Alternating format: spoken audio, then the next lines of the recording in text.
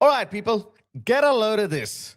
Representative Congressman Chip Roy is filing the Mamdani Act to deport and denaturalize people advocating for or linked to an Islamist, socialist, communist, or Chinese party, basically who are anti-American, who have a different agenda. I've been saying this for a very long time. I don't care. We're not living in the 80s. We're not living in the 70s, or we're not living in the 60s or the 70s, in the post-McCarthy world where Ronald Reagan said, you know what? We have to have faith in our democratic system. If someone is a communist, let them preach their communism and we'll defeat them through our democratic means. No, this is a different world, okay?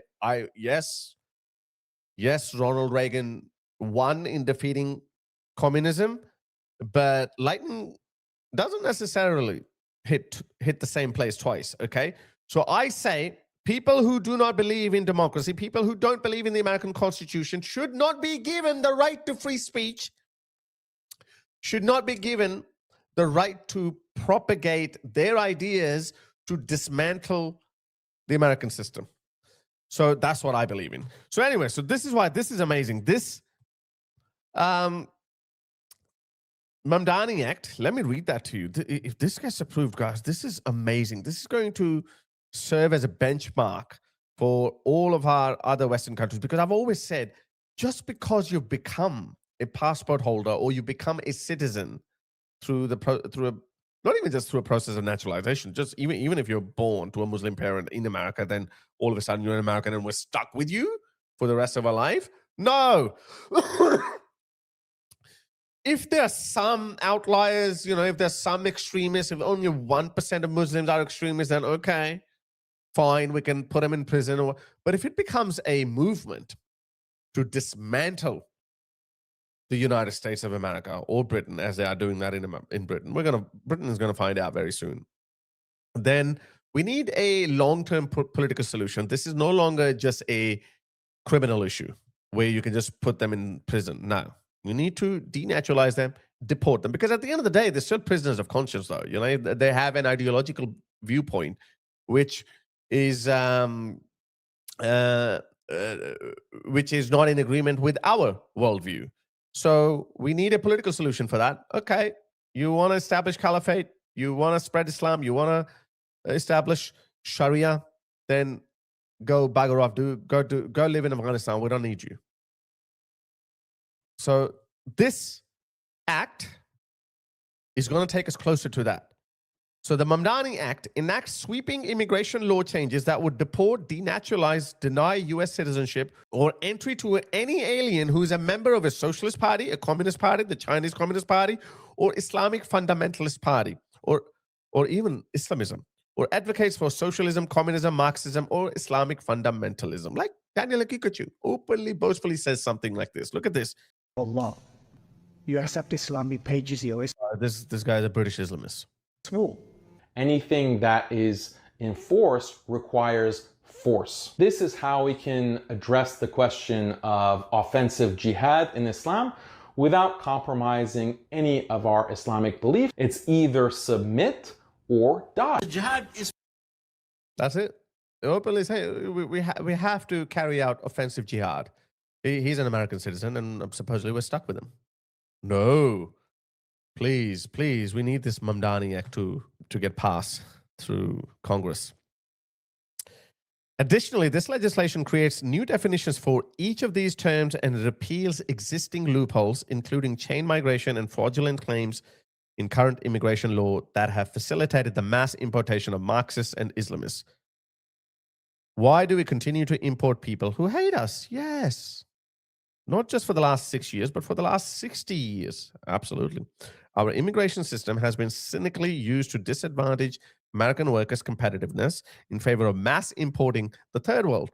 This has not just led to higher crime and lower wages, but also the promulgation of hostile ideologies fundamentally opposed to American values and the American way of life. So, why do we need this, guys? Why do we need this? This is why we need this. Look at this. If it doesn't boil your blood, you're not paying attention. And you don't love yourself enough. Look at this. A New Yorker spots a massive billboard in Arabic. By the way, this is not something that outrageous to me because maybe I'm desensitized because I've seen the UK and it's starting to happen in Australia, and I'm seeing how Australians are responding, but not as aggressively as this. So these guys are like, what the hell? So good on you, Americans. Good on you. This is exactly how you should react, because the Brits didn't react to it. They're like, oh, isn't that beautiful? Oh my God. We're here on the LIE heading into the Midtown Tunnel, and what you just saw is a NYC Health, NYC Cares, something along those lines, a sign completely in Arabic, paid for with your tax dollars. The only thing that I've seen this mayor do is host Eid dinners in Gracie Mansion and put up signs in a language that most of New York does not speak. That is what it looks like to be conquered. Mamdani's base is foreign-born voters, people born outside of the United States that have now migrated to the United States. He's catering to those people when he puts up a sign in full Arabic. Assimilation does not look like you demanding the country you are currently in to change the language. No signs in New York City should be in any language other than English. You know why? Because New York City, as far as I'm concerned, is still part of the United States of America. If there are people in New York City that feel more comfortable reading Arabic signs, they should go back home to Arabic countries where they speak Arabic. They should remigrate back to where they feel more comfortable. In the United States, there should not be a single sign in Arabic except the exit back home. So simple. We shouldn't have to say these things, guys. But look at this. Let me show you a clip from Pakistan. Oh, no, sorry. This is New York. You should not allow this, guys. You should not allow this. It's not racist to send these people back to their countries. Look at them. What do they bring to America? How do they contribute to American society? What do they bring to the table? Nothing. They bring nothing to the table. Half of them are welfare dependent. And I'm sorry to say that they're horrible from the aesthetics perspective as well. Look at that. What's that? What the fuck is this?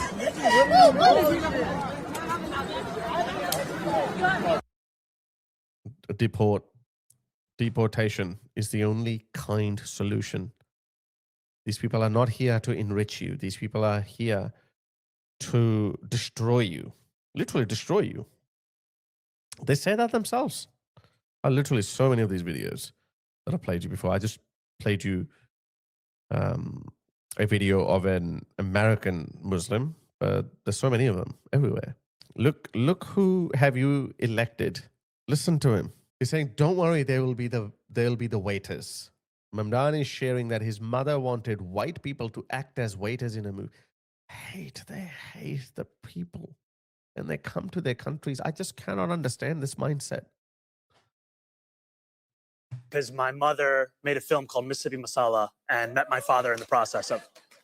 And at the time, she was looking for funding for that film, and she told the story. It was about a love story between an African-American man and an Indian-Ugandan woman. And she went up to a financier, and he said, where are the white actors in this story? And she said, don't worry, they'll be the waiters. And we'll give them the roles of extras. And she taught me that if we don't tell our own stories, no one else will. And too often when it comes to stories about people of color, by people of color, we don't have that funding. These people are incredibly racist people. Incredibly racist people. At least some New Yorkers are now protesting. Look at this. I guess nobody finds it disturbing that the mayor of the city, who happens to... Nobody finds it disturbing that the mayor of this city, who happens to be best friends with Hassan Piker, the activist that says America deserved 9/11. America deserved 9/11, dude. I'm saying it. A memorial. 3,000 New Yorkers. And he laughs in our face. His best friend. Every day. He didn't only just say that. He said something else as well about the landlords. He said murder them or something. He said there has to be blood on the streets. He said soak the streets with the blood of the landlords who jack up rent. That's what he said. I'm paraphrasing him. That's the kind of language they use. I mean, I can be pretty reckless with my language, but I never say anything violent because I know that's where we should draw the line. He says America deserved 9/11. I don't have any sort of patriotism in my heart. Yeah, because he's a Turk. Of course, he doesn't have any patriotism. He has patriotism for Turkey, for the Muslims, for his communist ideology. Died, the firemen, innocent people, and this is gonna lay a fucking wreath, and laugh at us. You support terrorism? Question mark. No, I don't. I don't support the United States of America. Mao Zedong is one of the great leaders of this world. Okay.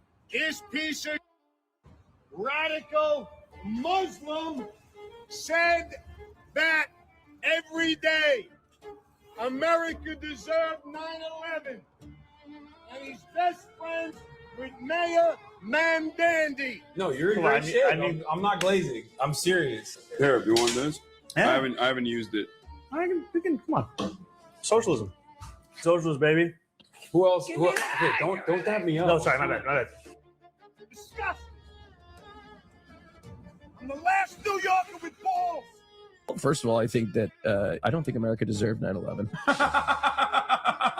You're wrong. Oh, well. My fucking First Amendment right to speak the fucking truth, and nobody's got the balls now. Empires never die quietly, and we must end the American empire regardless. You're a beneficiary of the American empire.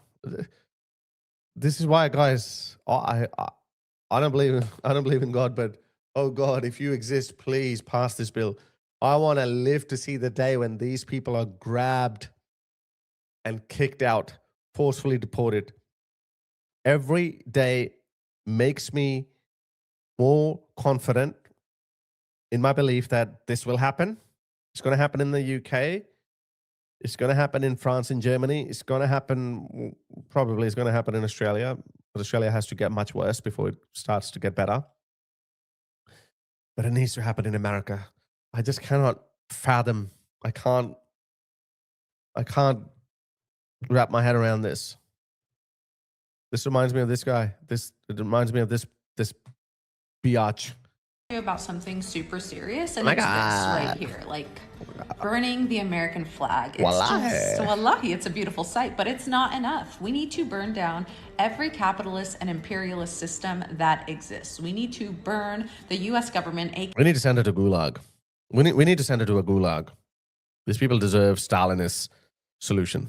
AKA global terrorist organization, down to the fucking ground. We can no longer allow the worst, most violent, evil, disgusting people to lead us, because they're going to continue making the world a waking nightmare for everybody. So go ahead and keep burning the disgusting, blood-stained, genocidal, shitty United States flag that was created by slave owners. I could give two shits, but also make sure you're doing your part to dismantle all of the systems that make all of these atrocities in the world possible. Okay, thank you, and free Palestine. Fuck Palestine. That's why. That's why you need to fuck Palestine. They made their bed. Now we need to force them to lie in it. Cancel their citizenship, guys. They do not deserve the American passport.